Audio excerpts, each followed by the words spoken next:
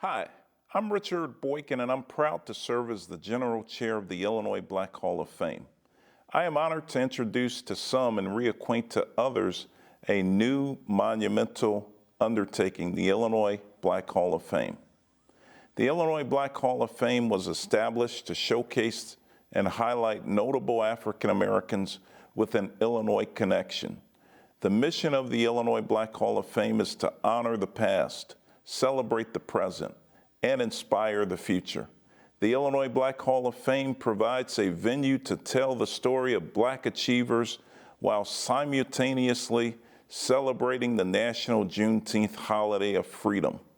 The Illinois Black Hall of Fame made its virtual debut on June 19, 2021, when we inducted 5 Illinois notables. Those inducted included Chicago's historian, the late Dr. Tamil Black. We are especially honored to have inducted this 102-year-old historic icon as the first inductee into the Illinois Black Hall of Fame. Dr. Black was flanked in the inaugural lineup with the following honorees: Reverend Jesse Lewis Jackson Sr., Spencer Leak Sr., and posthumously the first Black mayor of Chicago, Harold Washington, and aviator Bessie Coleman. Today, we are preparing to kick off the second annual in-person Illinois Black Hall of Fame to be held on June 18, 2022 at the Governor's State University. We have with us Illinois Black Hall of Fame Honorary Chair, the Honorable Congressman Danny K. Davis, representing the 7th Congressional District of Illinois, who was one of the co-sponsors of the Juneteenth commemorative bill signed by President Biden on June 17th of 2021. We are indeed honored to have our other honorary chair, Dr. Cheryl Green, a trailblazing educator serving as the first woman and first Black person to become president of the Governor's State University. Governor's State University is the home of the Illinois Black Hall of Fame. Congressman Danny Davis and Dr. Green will share words of wisdom about the significance and importance of the Illinois Black Hall of Fame. I am pleased to introduce Ms. Zion Banks, our moderator. Zion is a skilled media relations professional who serves nonprofit organizations. Welcome, Zion. Thank you, Chair Boykin. I'm so honored to be here tonight to introduce the Illinois Black Hall of Fame's 2022 class. I'm sitting here with the GSU's 6th President, Dr. Cheryl Green, and the Honorable U.S. Congressman Danny K. Davis. Thank you both for joining us in the studios of CAN-TV. Thank you. Thank you. So like I said earlier, we'd like to launch the 22 class of inductees, but first, Congressman, can you please share with us a little bit about the Illinois Black Hall of Fame, its origins, and the mission? Well, first of all, Zion, thank you. And I want to commend Attorney Richard Boykin, my dear sister, Dr. Ciola Davis Barnes, Dr. Green, and all of you who've been involved with conceptualizing and creating this tremendous activity. It is important. It is important because Illinois is one of the most important states in the entire United States of America and has contributed significantly to what this country is. And of course, anybody who knows anything at all about history know that African Americans have been a hallmark in terms of what we have contributed to the state of Illinois. And oftentimes when I walk among people and see people, I'm reminded that we are often walking among giants and think they're midgets. And you don't have to go any place. I mean, you can be walking on 63rd Street, on 79th Street, on 16th Street, and there is a significant Black person who has all kind of accolades that could be bestowed upon him or her. So, speaking of significant contributions, can you remind us what the mission is of the Illinois Black Hall of Fame? Well, I think the mission is to keep alive the recognition that all of us play significant roles in the generation of our society and causing our society to be. And those who've gone on in many ways that others don't know about should have the opportunity to meet and know of the significance of those individuals, because we're constantly riding on the shoulders of our ancestors. Thank you. Those who've gone on before us. Thank you for Absolutely. that. I think that I read somewhere the mission is to honor the past, celebrate the present, and inspire the future. And it does every bit of that without any equivocation. When we do that, though, we also honor ourselves. Thank you for that. So, Dr. Green, you're a trailblazer in and of yourself. So, as the first African American president at Governor State University, I know that less than a year into your tenure, you were approached with the idea of the university housing the Illinois Black Hall of Fame. Why was this so appealing to you?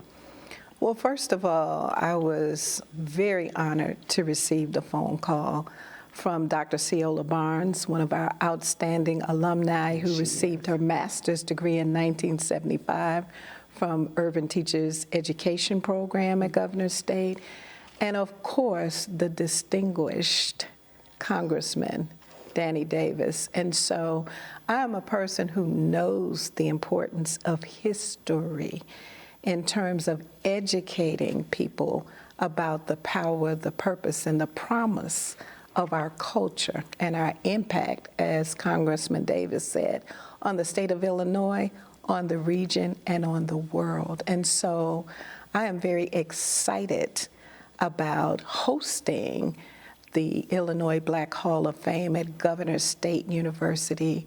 I believe that, we will have an amazing opportunity to showcase the talents, the history, and the contributions of a people that has been denied. And this is a mechanism where we can change that, where we can transform lives for all people by understanding more about the history of Black people. So, speaking of showcases, in 2021, the Illinois Black Hall of Fame honored you, Lieutenant Governor Juliana Stratton, as well as U.S. Representative Robin Kelly as First Ladies of Distinction. How did it feel to be included in that elite club? Well, that is a powerful group of women to be associated with. Their impact on the state and in government and in our communities is unparalleled. And so to be included as an honoree with that group of leading women was really a tribute to me. And I'm excited about that because I think my contribution is about education. And so I've dedicated my life to empowering others and creating access to education, because I know that when our community, our citizens, our students are able to enter the domain of the college environment and pursue their dreams and aspirations, they are also able to gain economic power. They're also able to be enlightened about their rights. And I'm just a tool to help facilitate that. And so I thank the Illinois Black Hall of Fame for the honor of being included among such highly distinguished women. Your passion is just so inspiring, and it makes me think about another educator who was honored in 2021. In fact, the first honoree at the Illinois Black Hall of Fame, Dr. Timuel Black, the late Dr. Timuel Black. Congressman Davis, is it true that his personal archives included letters from Dr. Martin Luther King? Well, let me tell you, Tim Black's archive included a lot of things from everywhere. I mean, Tim Black is one of the most fascinating individuals who've ever lived on the face of the earth. Wow. Whether it was in Illinois, California, Mexico, Wow. Okay. Africa.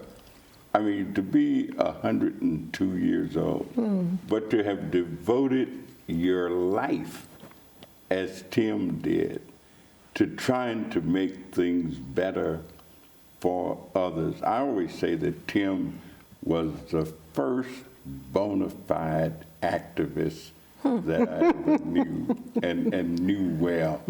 I've known Tim for over 50 years, and Tim has been engaged ever since I've known him. And he was so easy to deal with, easy to get along with, easy to understand, always lifting up others, never really thinking of himself. And that was really my experience with him as well. So thank you for sharing. Speaking of passion, Dr. Green, I know that you're passionate about social justice, issues that center on education and voting rights. And so I'm just thinking about the racial reckoning period that we're in now. Does that make the significance of the Hall of Fame more so? I would think so. And let me just start by saying that America has been dealing with racial reckoning since its inception. So this is the latest iteration of that racial reckoning. But throughout the history of African and African American people in this country, we have had challenges, we have had struggles, we have had injustice. And so I think that a museum like the Illinois Black Hall of Fame showcases not only the stories that people know that are uncomfortable and unflattering, but it showcases the achievements. It showcases the pioneers. It showcases the leading citizens who are transforming their communities and opportunities for Black people. And we need those highlights. We need those beacons of light to shine to shine a path for future generations. And we have to understand not only our history as it prepares us for our future. And I see the Black Hall of Fame doing that, not only for Governor State University in the Southland, but the state of Illinois and the rest of America. So you kind of see it as a destination, it sounds like. Yes, I see it as an opportunity to provide critical information that is not always shared, not always easily accessible, not always highlighted. And what I like about it is we are controlling the narrative. This is not someone else's description and story of who we are and the impact we make. We are controlling the image, we are controlling the narrative, and in that sense, we are creating the impact that we want to have. Thank you. Thank you. I love it. So looking ahead, Congressman Davis, can you share with us who the honorees are for the 2022 class? I understand there are 6 or 7 categories and 6 honorees. Well, I know that some of them, and I may not remember all of them, but Dr. Jeremiah Wright, every one of the individuals that I can think of that fit into the category and is in fact the honorees are individuals that you can just look forward to. I mean, individuals who've already contributed in such a way that everybody, anybody would want to know who they are, would want to know what they do. Dr. Blondine Davis, even though I live on the other side of town, I'm aware of the tremendous impact and influence she has had on education, even when she was in Chicago, but then when she left and came to the Southland. I think of Dr. Linda Murray, a woman that I've known since she was a medical student. And of course, Linda, those of us who've worked in health knew that Linda went right to the nitty-gritty of things. Then she became president of the American Public Health Association. And right now she's still professing over at the University of Illinois at the School of Public Health. And I've tried to get her to do other things to be national in a certain way. Dr. Willie Wilson, how many Willie Wilsons are there in the United States of America? Unbelievable, unusual person. You know, I sometimes know these things about people, and I've been to churches on a Sunday afternoon where Dr. Willie Wilson would force people like myself and Richard Boykin to sing. You know, I mean, you know, he does this singing piece, and then he gives everybody their contribution. Emil Jones, one of the most productive periods for the state of Illinois was that period when Senator Emil Jones was president of the Illinois Senate, and I always loved him for that. I always tell him he retired too soon. He quit when he should have been still working.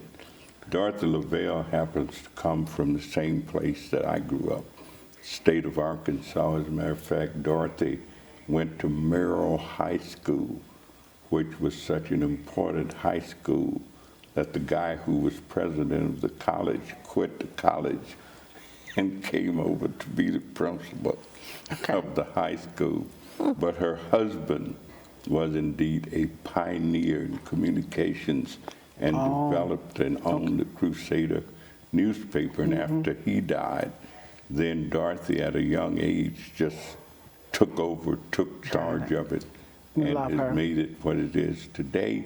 And of course, Dr. Jeremiah Wright, if you talk about preaching, nobody ever preached like Jeremiah Wright, but Jeremiah Wright preached a message of truth and a message. So all of these individuals are people who fit right in with the mission of the Hall of Fame and the mission of Governor State University. And, you know, the fact that I know them all personally, that kind of says something to me. So there's one more on the list, John Rogers. Oh, John Rogers, let me tell you, John Rogers is one of the most fascinating individuals with a tremendous history of learning about this business of capitalism and investment. Started doing it when he was a young boy with a few dollars that his father entrusted him with. Right.